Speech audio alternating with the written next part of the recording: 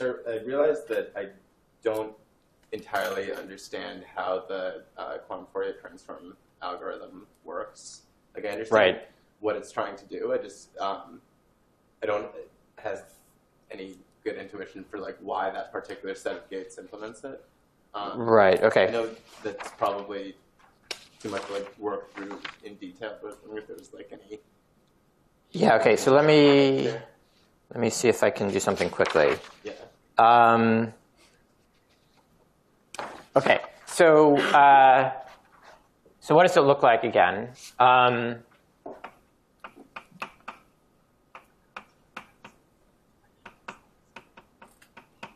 Pi over 2 to the pi over 2.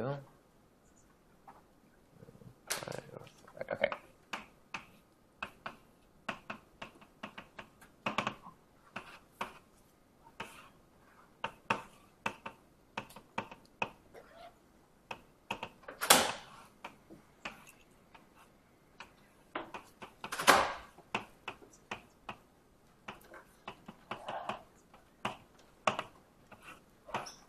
Okay, so so the point is that there was that first part of the exercise. So are the lectures up on recorded? I think they are. Okay, so so you can go back and go through that argument again, which I won't try to repeat. Okay. But the point is that part of the argument was to kind of break up and show that if you put in a basis state as input, what you're getting is really a tensor product of, well, yeah, I mean, right. Yeah, the output is that correct? It is a tensor product, I think. Yes, OK. And the point is that the phases there have a very particular structure that you get in that tensor product. And so the point is that this first part here is supposed to give the phase for this first output qubit, right? Because those phases, everything in the phase, I mean, it's omega to some power, which is a sum of some A and some B. A's are input bits, B's are output bits, with some power of 2. Okay. And the power of 2 depends on how far apart the A and the B are, basically. And so this thing here is to get the phase for this first output qubit, right? And so each of these gates is basically doing one of the A's and one of the B's, right? So this one is the A for this input and the B for this output. And this is the A for this input. And because it's a 2-qubit gate, it's the B for this output, and so on. Okay, and then we do another segment for the second output qubit, and so on. So go ahead. The R's are actually symmetric in their action, right? Like that's right, because so these gates are. I mean, I've written them as controlled phase gates, but these phase gates are themselves diagonal. One, and then the appropriate phase. So the controlled phase is a 4x4 matrix that looks like this. So it works with either one being the control. It's just symmetric on those two things. Okay, and so the point is, because we're doing some interaction between the A's and the B's, that these ones haven't gotten the Hadamard transform. The Hadamard switches something from an A to a B. I mean, these ones haven't gotten the Hadamard transform yet. So we're getting an A here, but up here it's had the Hadamard transform, so it's a B. And so that's how we get the interaction between the A and the B. Okay. I'm not sure I can give you a deeper intuition of, oh, it just had to be this way. Yeah. Although I guess there might be some, but just kind of breaking it down, you can go through it carefully and see that it actually does work and does what we want to do. Yeah, that helps. Okay. Other questions?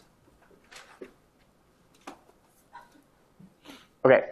So then let's move back to error correction. So what we were in the middle of talking about last time was, well, OK, so at the end of last time, I created a 9-qubit code and kind of started to give you a hint as to how that relates to a more general framework of talking about quantum error correcting codes. And so that general framework is most of what we'll be talking about today. So in particular, I said for the 9-qubit code, there's 8 things that we can measure to get the error synchrome. And so those things, so each row here is going to be one operator.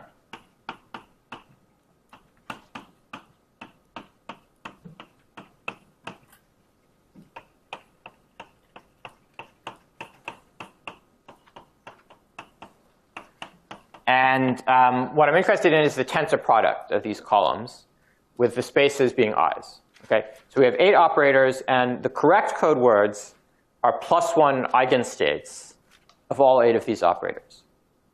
Okay? And then when we have an error, we get a non-trivial error syndrome because we have some -1 eigenvalues. Okay? So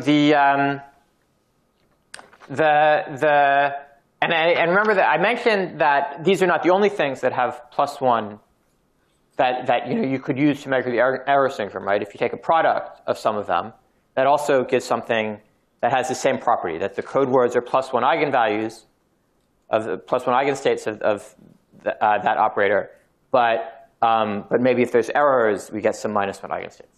So in particular, what we can do is we can define the stabilizer. And so we're given a code subspace. It's just in general, a quantum error correcting code is a subspace of the Hilbert space, right? It's say it's encoding 1 qubit, so it's in that case, it's a 2-dimensional subspace of this 2 to the n dimensional Hilbert space. And it's chosen in some weird entangled way so that it'll have these error correction properties that we want. But in general, given some subspace T, we can define the stabilizer S of T to be the set. So it's going to be a subset of the Pauli group. So we're going to pick M in the Pauli group, the n-qubit Pauli group, such that M psi is equal to psi for all psi in T. Okay. So these 8 operators are elements of the stabilizer for the 9-qubit code because they have this property that all the code words are +1 eigenstates. But also all products of those operators have the same property. And in fact, that's the basic properties of stabilizers are that it's a group, because if M and N are both in the stabilizer, that implies that Mn is in the stabilizer, because Mn psi is equal to M psi, which is equal to psi for all psi in T. So that implies that Mn is in the stabilizer. Okay? So it's a subgroup of the Pauli group. And moreover, it's an abelian subgroup. Abelian means that the elements commute. And so why is that? Well, I've just shown you that Mn psi is equal to psi. And by the same argument, Nm psi is equal to psi when M and N are in S.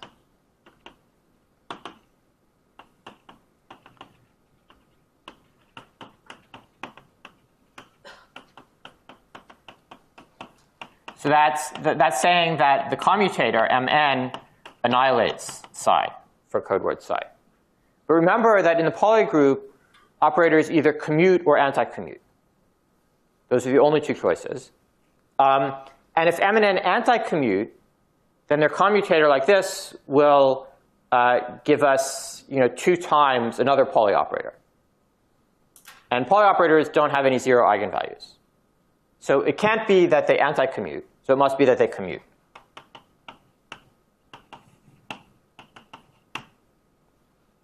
Okay, and you can understand this in terms of standard physics folklore, in that we're saying that the code words are simultaneous +1 eigenstates of any operator in the stabilizer. Okay? And operators in general don't have simultaneous eigenstates unless they commute. Right? So that's, the standard folklore. You can measure commuting operators simultaneously. You can't measure non-commuting operators simultaneously. Okay? And I guess there's one more kind of obvious property of the stabilizer, which is that, well, it's a subgroup of the Pauli group, but remember the Pauli group consists of tensor products of Paulis with a phase plus or minus 1 plus or minus I. But the phase is pretty highly constrained in this case because we want operators that have plus 1 eigenvalues. So the state minus identity, or the operator minus identity, is not in the stabilizer.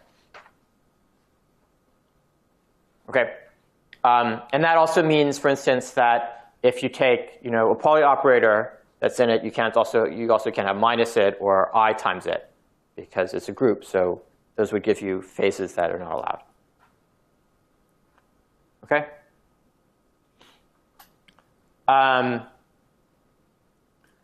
Okay, so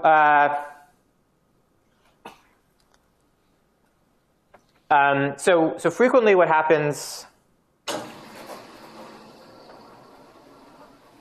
Oh yeah, okay. So before I go on, so let me observe that actually the stabilizer is a very convenient way of talking about these quantum error correcting codes, because I mean if you think of the original description of some arbitrary subspace of the Hilbert space involves, highly entangled states. And so writing down even a single state in that subspace on n qubits is in general going to take, 2 to the n complex numbers.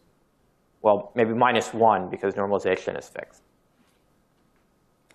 And writing down, the whole basis worth of that is 2 to the k when there's k logical qubits. But the stabilizer is actually a much more efficient thing because it's an abelian group. Okay, so we know that it's enough to just talk about the generators, and then we can multiply them together. The order doesn't really matter. And moreover, we know that the square of anything in the Pauli group is going to be plus the identity. I mean, some things in the Pauli group square to minus the identity, but those are not in the stabilizer. If we write down those generators, then the number of elements, if there's R generators, the number of elements in the stabilizer is just 2 to the R, right? Taking all possible products. Okay, so to completely describe the stabilizer, it's enough just to write down those R generators. Okay, and it turns out there can be at most n of them, for reasons I'll tell you in a minute.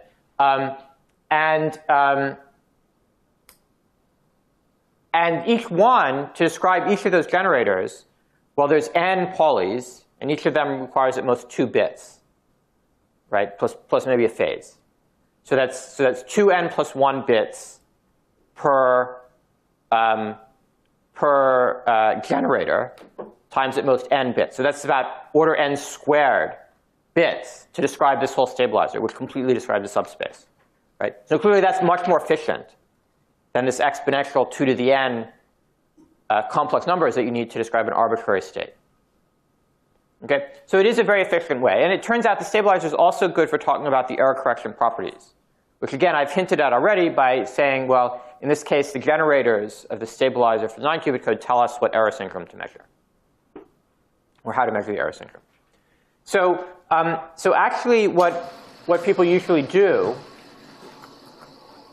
is rather than write down a subspace and then try to figure out the stabilizer from it, they go the other way. You make up a stabilizer that has the properties that you want, and then if you need to work out the detailed states in it, you can do that by kind of working backwards. So what that would mean is, so we'll let S be some arbitrary abelian subgroup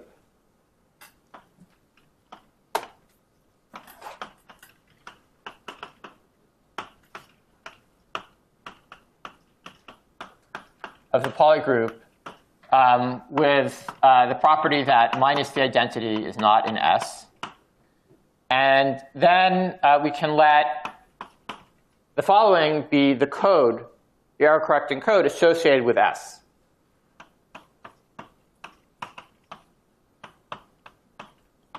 Set of psi such that m psi is equal to psi. And before it was for all psi, but now it's for all m in the stabilizer. OK? And so code that you derive this way is called the stabilizer code.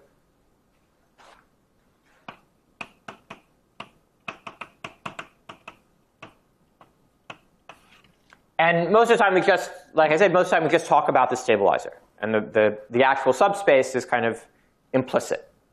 It's maybe worth mentioning that not all quantum error-correcting codes are stabilizer codes. OK? So given any subspace, of course, you can define that thing S of t up above.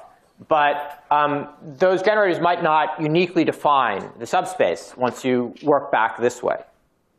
OK? So stabilizer codes are those codes with the property that the subspace is given by this formula. OK? And there's other codes that don't fit into that structure. Occasionally, you might want to use one of those codes. They might be slightly better in some respect. But most of the time, it's much easier to work with stabilizer codes, which are also basically almost as good in most respects as codes you'd work for other ways. There are exceptions, like I said, but most of those codes that people talk about are stabilizer codes. OK, so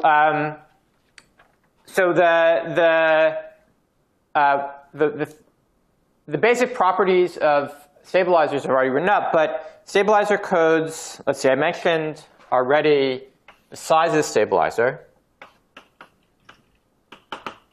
So if a stabilizer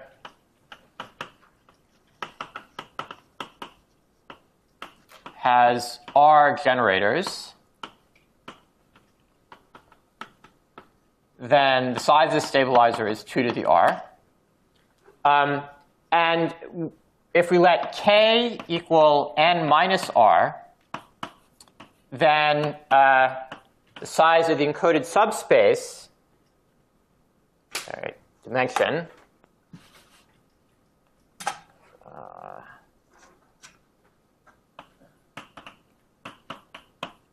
is going to be 2 to the k. OK, so this encoded subspace encodes k logical qubits. So the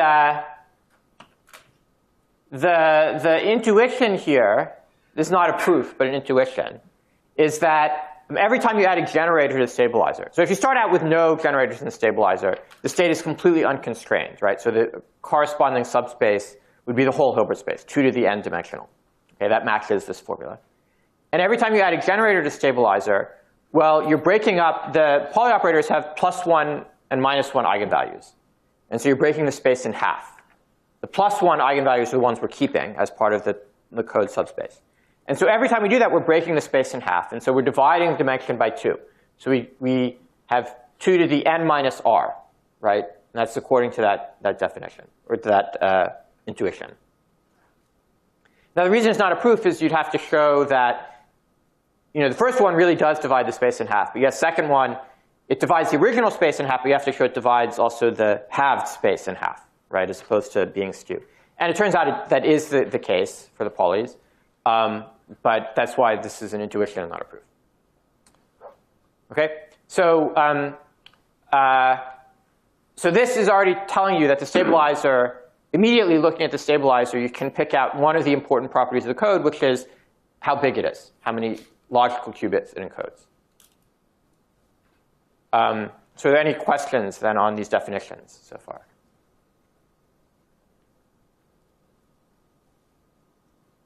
OK.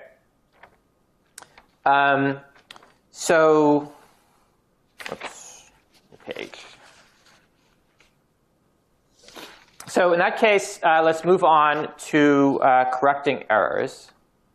Maybe it deserves its own board. So for the 9-qubit code, remember, the stabilizer written up there, or the generator is a stabilizer anyway, told us what the error syndrome was. And in particular, we have these Z operators up there that were used to figure out about the bit flip errors, whereas the operators that were a product of X's were used to figure out about the phase errors, the Z errors. And so that's something that kind of generalizes, that Z's tell you about X's and X's tell you about Z's. And in particular, the important property is commutation or anti-commutation. So suppose we have a state psi that's in the code, arbitrary state psi, and it has an error that's in the Pauli group. Okay? And suppose we have some m in the stabilizer such that m and e anti-commute. Okay? So the m is in the stabilizer, so the state psi is a +1 eigenstate of m. And so let's figure out what E psi is, whether E psi is an eigenstate and what its eigenvalue is. So we'll apply m to E psi. And, well, we know that m and e anti-commute. So me, we can rewrite that as minus em. And then m psi is equal to psi, because m is in the stabilizer. So this is minus E psi. Okay? So E psi then is a -1 eigenstate. Now, conversely, if you consider an m in the stabilizer that commutes with E, well, you can do a similar argument and see that m E psi is equal to E m psi plus E m psi, which is equal to E psi. So if you have an error that anti-commutes with a stabilizer generator, it changes the eigenvalue from +1 to -1. If you have an operator that commutes with a generator, it leaves it as a +1 eigenvalue. Okay? And so that's the property that we're going to use to detect and correct errors. So in particular,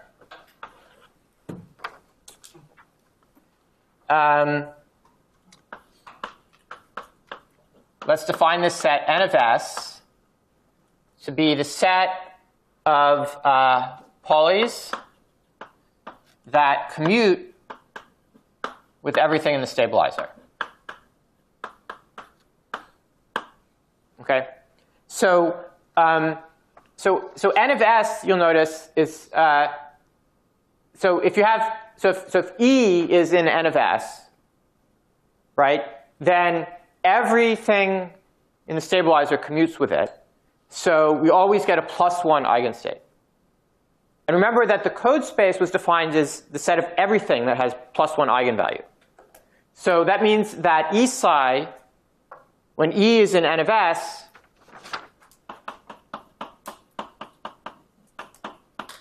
then E psi is also in the code. Okay? So N of S is a set of things, set of Paulis that map code words to code words. Now notice that S is always a subset of N of S. Why is that? Well, the stabilizer is an abelian group, right? So everything in the stabilizer commutes with everything else in the stabilizer, which means that it's part of N of S. Okay. Now, of course, things in the stabilizer also map code words to code words. They map, in fact, they map code words to themselves. And so N of S minus S is an interesting set of errors. And in fact,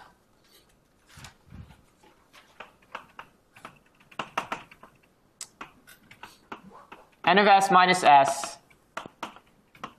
is the set of undetectable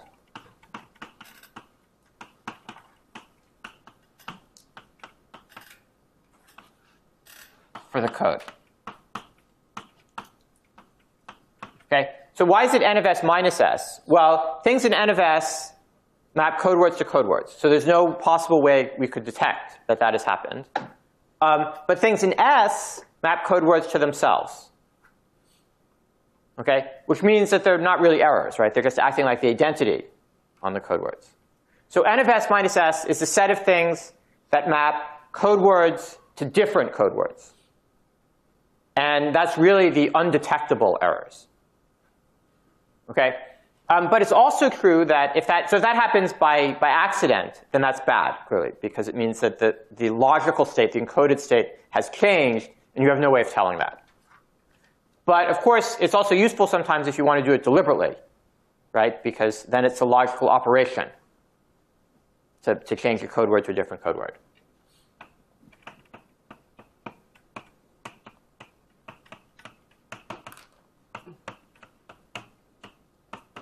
And it turns out that there's a logical polys.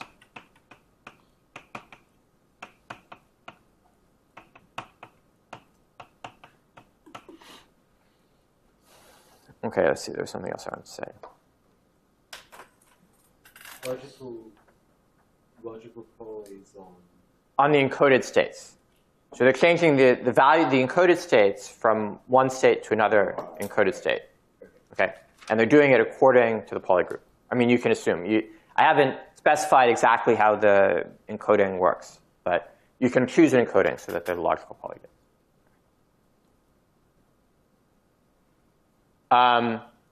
Okay, I guess the other thing I wanted to mention was based on this, we can talk about the error syndrome of the code. I mean, I kind of told you already, but it's generally the case that if you look at the list of generators of the stabilizer, and then you measure them and you get their eigenvalues, that's the error syndrome for a state. Okay, and so that's a list +1, -1, +1, +1, -1. Frequently, we'll just write 0 for +1 and 1 for -1. And then these things tell you that you can also talk about the error syndrome of an error, which is good, right? Because the error syndrome should tell us about the error and not about actually the logical state, the encoded state. And the error syndrome of an error is just telling you which generators of the stabilizer that error commutes with and which ones it anti-commutes with. Okay?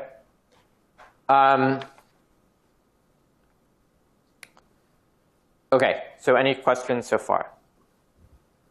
Yeah? So that's the set of undetectable errors, but the set of uncorrectable errors is larger, right? Yes, so I'm going to talk about correcting errors for a moment. For the moment, though, this is just detecting errors. So we have a code, we have some error, we want to know if there's been an error or not. And if not, then we don't necessarily, I mean, if there has been an error, then we don't necessarily know what to do.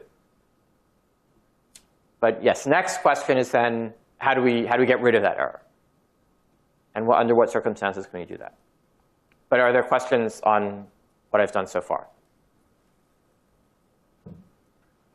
Okay, so how do we get rid of them? Well, so the basic intuition gets back to this error syndrome, right? So each error has an error syndrome. And if all those error syndromes, for instance, are different, then that would let us say, oh, we know what this error is. We measure the error syndrome. That tells us what the error is. And then we can correct it. Okay? So that would be one way, certainly. It turns out that's a sufficient condition, but it's not a necessary one. So the necessary and sufficient condition is so a stabilizer code given by the stabilizer S. It can correct a set E of errors, of poly errors. So this is a set of all possible errors that could occur. So for instance, it might consist of all the 0 and 1 qubit poly errors. And it can do so if and only if E dagger F is outside this set n of s minus s for all pairs EF in E. Okay? So, so let me sketch the proof of that. So as I mentioned, if E and F have different error syndromes, then we can distinguish them by their error syndrome, and then we know how to separate them.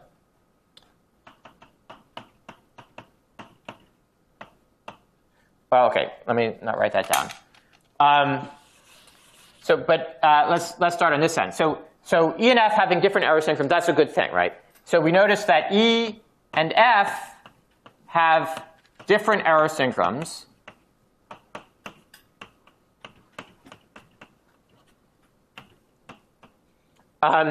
If and only if they commute with the same set of generators of the stabilizer, right? And anti-commute with the same set of generators, right? That's kind of the definition of the error syndrome.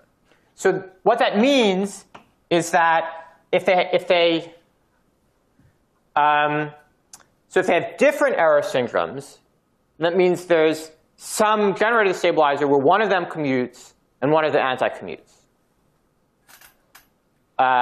And so that means that the product, E dagger F, will anti-commute with some stabilizer generator. So that's for some M in stabilizer.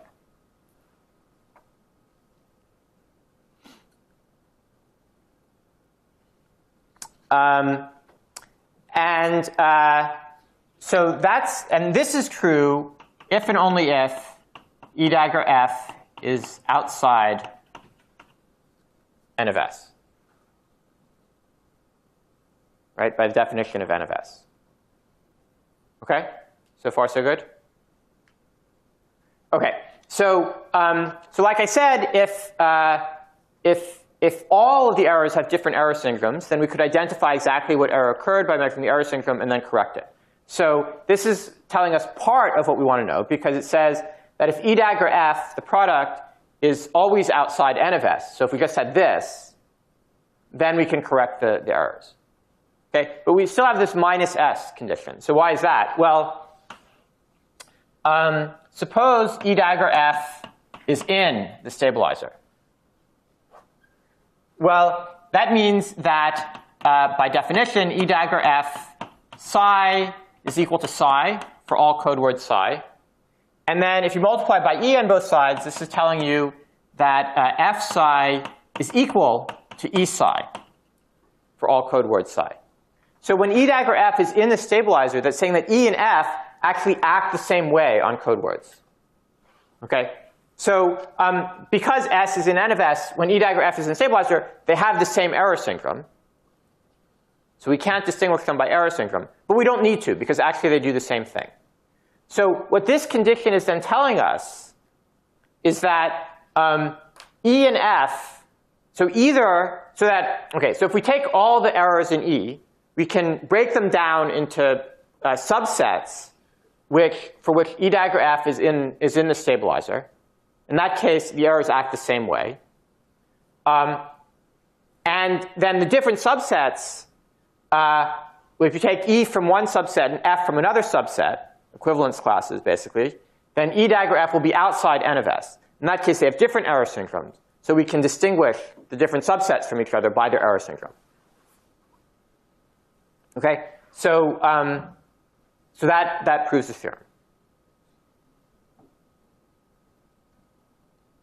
Okay, so does everyone follow that?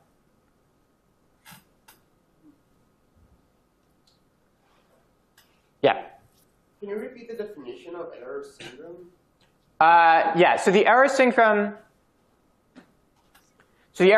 is based on this. So the error syndrome of an error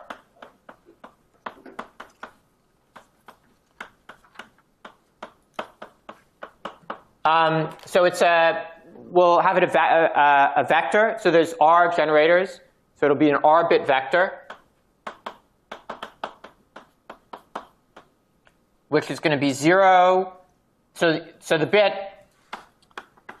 I is 0 if E and the mth generator I commute, and 1 if E and the nth generator I anti-commute. So the ith generator.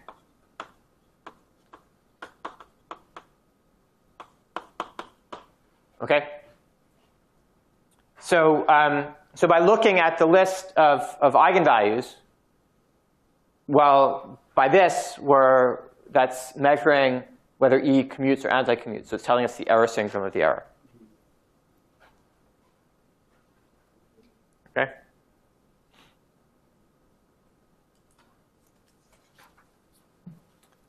Okay, so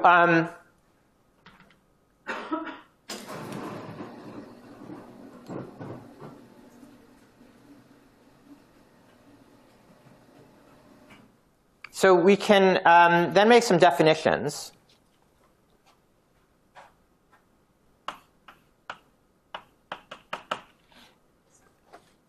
So the distance of a stabilizer code is the minimum weight of an element in n of s minus s. Okay, and the weight, by the way, I guess I may not have mentioned this before, of a Pauli is the number of qubits it acts non-trivially on.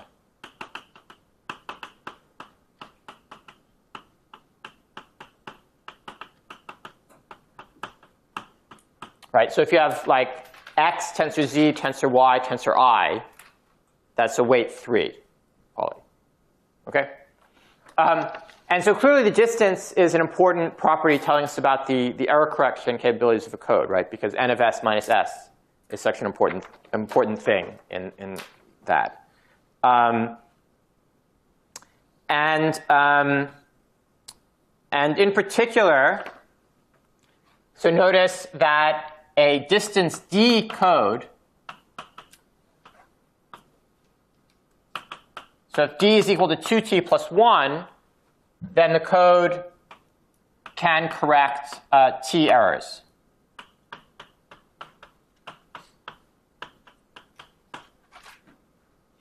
So why is that? Well, just apply that theorem up there, right? So if E and F, so we want to correct t errors. So the set, cursive E consists of all Pauli errors of weight up to t, right? So the 0 qubit identity, 1 qubit errors, 2 qubit errors, up to t qubit errors.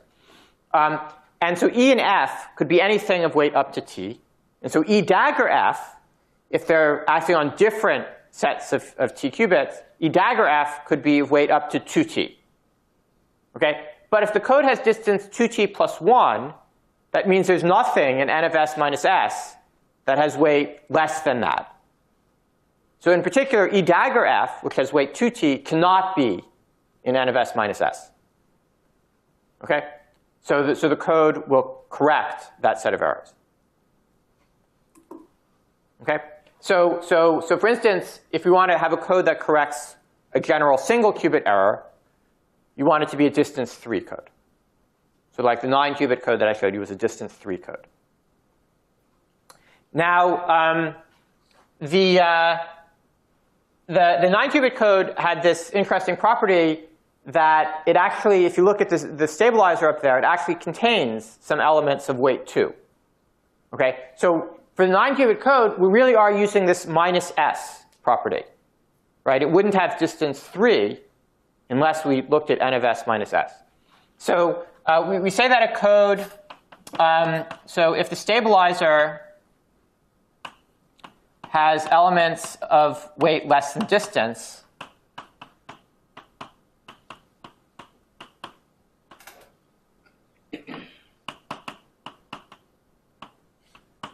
we say it is degenerate.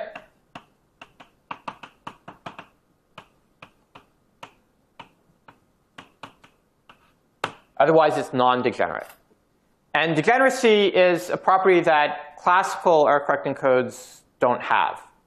It basically, I mean, it's boiling down to this property that 2 different errors act the same way on code words.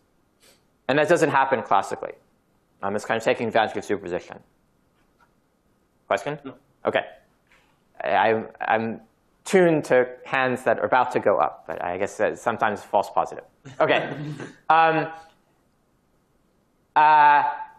Yeah, so this is a property that's unique to quantum codes, but unfortunately it makes quantum codes sometimes a pain in the neck to deal with, because degenerate codes, it's a bit harder to prove things about them and to work with them. But it's also the source of some interesting stuff. What else did I want to say? Oh, yes, of course. So as far as notation goes, it's convenient to kind of summarize the main properties of a code as follows. So if we have n physical qubits and k logical qubits, which remember means that there's n minus k generators in the stabilizer, and distance d, then we write the stabilizer code in the following notation: n, k, d in double brackets. OK? So this kind of summarizes immediately the main things you're usually interested in about a code. There may be other properties you're interested in too, of course, like how good it is at fault tolerance. But these are the main ones. OK? Yeah?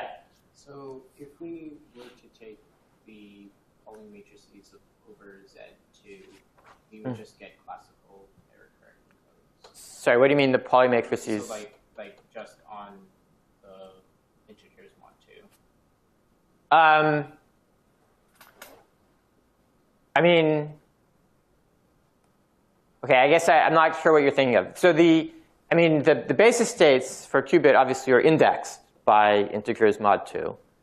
I mean, I guess if you look at Z and you insist that all the entries be mod 2, then you get the identity, for instance. Yeah. So in that sense, the only, well, yeah. So the kind of the only errors you have are bit flip errors. That's what you're saying. Yeah, that's right. And so in that case, it's basically classical error correction. But again, the stabilizer codes are not most general codes. So you only get a subset of the classical codes. But the thing is that this formalism kind of falls apart then. So yeah, OK, so this is jumping a few minutes ahead. But classical codes,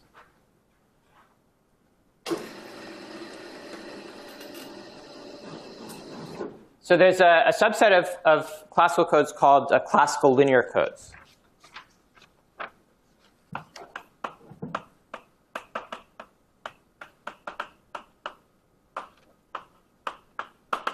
And so classical codes are going to be some set of bit strings. And classical linear codes are ones that can be defined by something called a parity check matrix. So basically, there are parity constraints on these codes, which are kind of similar to what we were talking about before. So like the repetition code is an example of a classical linear code, because its parity constraints are, well, the first two bits should have even parity, and the second and third bits should have even parity. Okay? And so, that a generalization of that gives you the classical linear codes.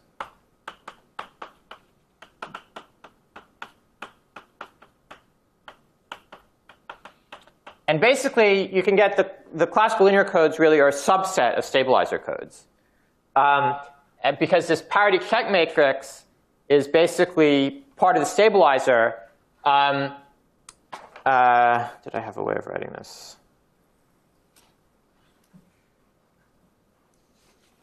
No. OK.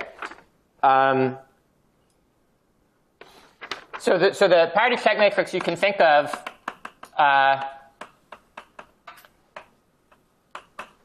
is basically a stabilizer with only I's and Z's. Right? Because saying two things are the same or different, that's saying they have even parity. Remember, that was an eigen saying it's an plus one eigenstate of Z tensor Z. Okay? And in general, saying that these number of bits have even parity is saying that it's a +1 eigenstate of the tensor product of z's on those bits. So this is the problem with just kind of eliminating the z's if you want to use this formalism, because that you need them to define the parity check matrix. But kind of the errors in that case are the bit flips. And then classically, you kind of don't make it such a, I mean, you talk about the parity check matrix, you talk about errors, but you just think of them as bits, right? Of, here we have a bit flip, here we have these bits, we're taking the parity check. And it's only when you go into the stabilizer codes and more general quantum codes that you need to kind of be more careful about what's a z and what's an x. Okay? Any other questions? Okay, so then let's give some examples. And since I did this classical linear codes, let me write down. So obviously, there's a lot of people have worked a lot on classical error correcting codes. They're not so important for computation, but they really are important for communication classically. I mean, basically all modern communications uses error correcting codes because when you transmit through a phone line, through the air, whatever, there's always going to be some errors. And use the error correcting code to get rid of those. And the fact that we can manage high data rates is completely dependent on having very good error correcting codes to correct those. I mean, if you look at the kind of the oldest modems, they were like 200 bits per second or something, incredibly slow compared to what we have today.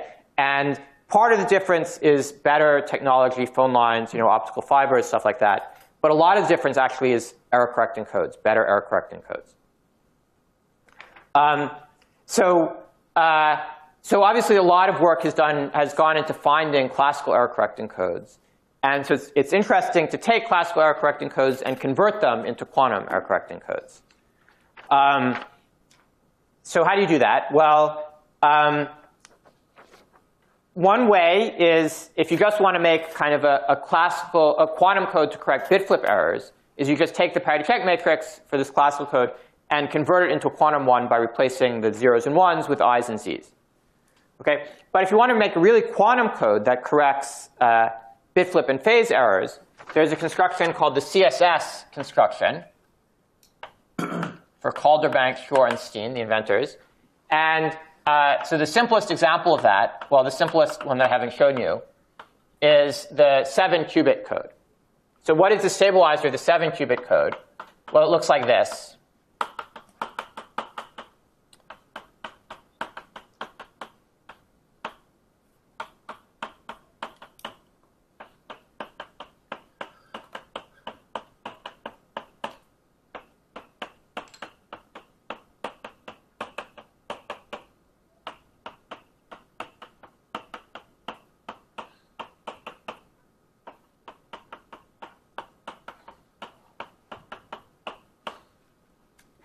Can everyone see that?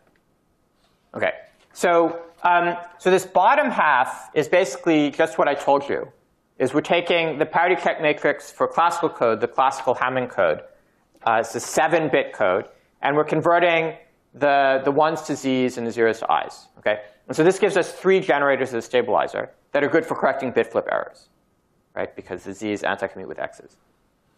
And if you look, you can see that any bit flip error is going to have a different error syndrome because we have a different pattern of z's in every column here.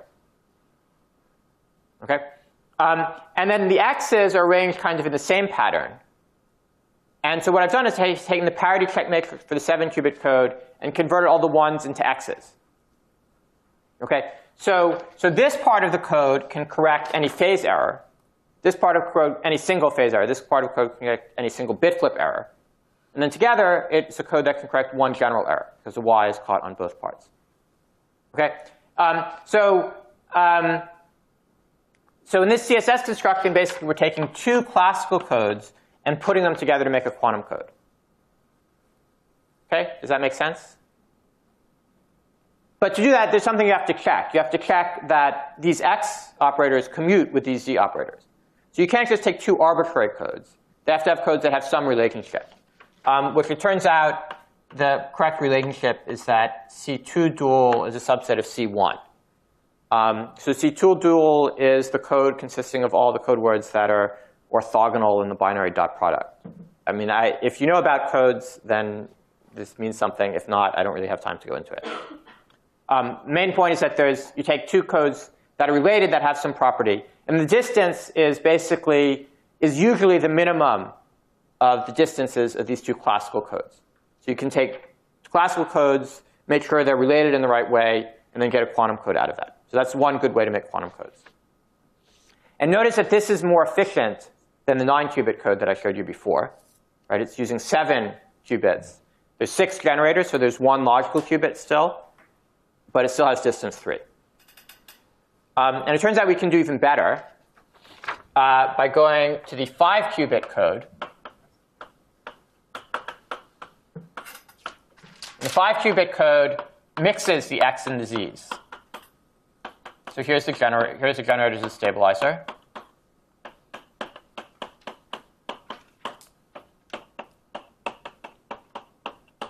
Okay, so this has 4 generators, 5 qubits, so there's 1 logical qubit. It's a 513 code. I will leave it to you to go through if you want and see. And again, this is a non-degenerate code, so all of the 1-qubit errors have different error synchrones. Okay, and this is the best you can do to correct 1 error. So that's worse in the classical case where you have the 3-bit repetition code corrects 1 error, but it's still not too bad. Yeah. Is that easy to prove that you can't do better than 5 qubits?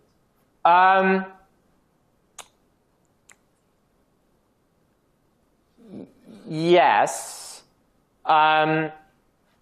It requires one little observation that I haven't told you about. So it turns out that if you want to correct for erasure of errors, erasure of qubits. So you have qubits that kind of disappear, and you don't know what state they're in, but you know that they're gone. Okay? So you know something that you didn't know for the case of correcting a general error, which is where the error is. And so you can correct more of those errors. And if you think about that condition about correcting errors, you can actually derive this property. But well, okay, this should be true for general code. But it turns out that a distance 3 code can correct for 2 erasure errors, even though it can only correct for one general error. Now, if you imagine a 4-qubit code where you could correct for 2 erasure errors, well, then you could take those 4 qubits and divide them up into 2 sets of 2. And the first set of 2, you say, well, I've erased 2 qubits, so I can correct the state and get back the original encoded state. The other set of 2, you say, well, I've erased 2 qubits, so I can correct for the erasure of the other ones and get back the encoded state. And then you've cloned. Okay? So this is kind of right at the no cloning bound of where you can spread the information out and still be able to recover it. Okay. Other questions about error correction? Okay. So then let me very quickly go on and say a little bit about fault tolerance.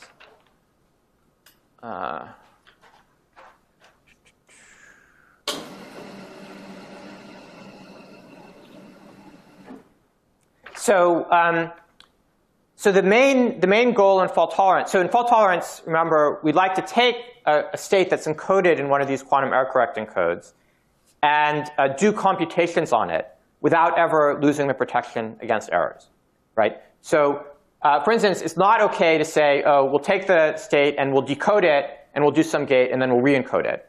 Because if there's an error while it's decoded, then we have no protection. Okay? So we never want to leave the protection of the code. And moreover, we have to be very concerned about error propagation.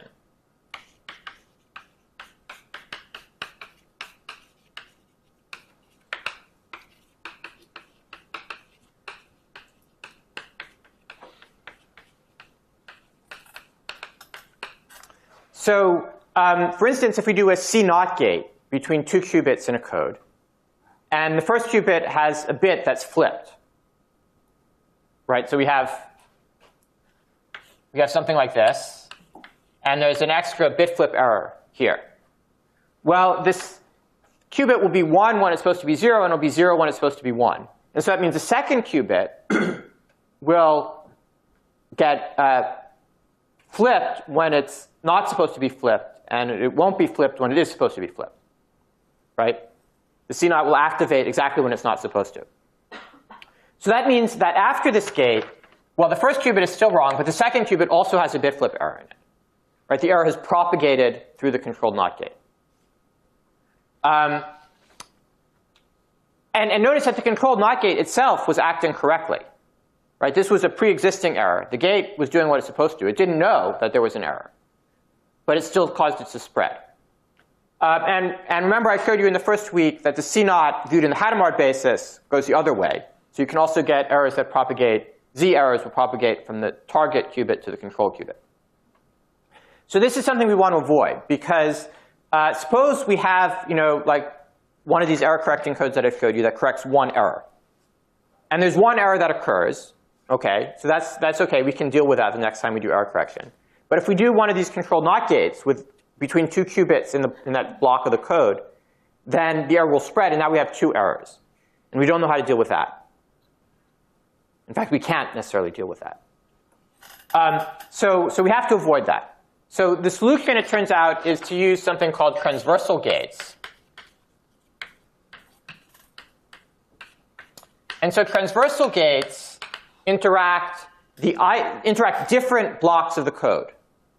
And so, for instance, they'll interact the ith qubit of one block only with the ith qubit of another block. So you might have something like this. So in this case, we have 2 3-qubit codes, which of course not enough to correct a general error, but easier to draw. And we might do something like this. We have a controlled NOT from the first qubit to the first qubit, from the second qubit to the second qubit, from the third qubit to the third qubit. OK?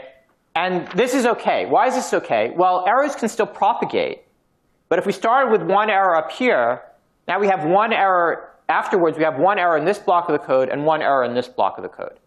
And each of these code blocks can correct one error. OK, so that's acceptable. And it turns out that the 7-qubit code is particularly good for fault tolerance, because it has many transversal gates. So it has transversal Hadamard, which is just actually the tensor product of single qubit Hadamards. So that's kind of automatically transversal. It has R pi/2 phase gate, pi/4 phase rotation. Has a transversal C0 gate. OK? But unfortunately, these gates by themselves are not enough to generate a universal set of gates. If you look back to the examples of universal gate sets in the first time, I said, well, H and R pi/4 and C0, that's a universal set of gates. But pi/2 is not. So we need some additional tricks, which I don't have time to tell you about, to get a universal gate set.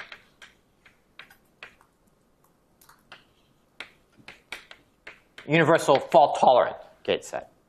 But those tricks exist. 7-qubit code can be used. Actually, lots of other codes. In fact, any stabilizer code can give you a universal set of fault-tolerant gates. Some are going to be better than others, but at least the possibility exists. So that's kind of the basics of fault tolerance.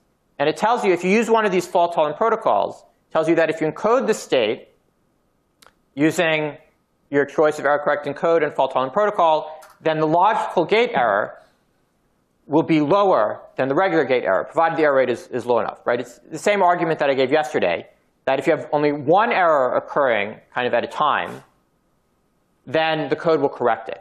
Now, if you have 2 at a time, the code might not correct it. So there's kind of an order p² probability of logical error. Yeah? So what is the growth rate of the complexity of gates we need for all these transversal gates? Let me get back to that in a moment. So of course, if the error rate only goes from order p to order p², then eventually, if we do a big computation, it will fail. But it turns out that by doing further encoding, we can improve that. So there's a theorem called the threshold theorem.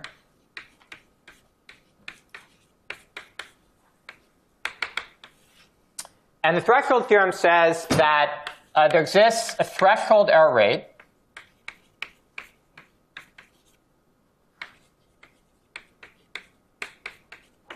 P sub t.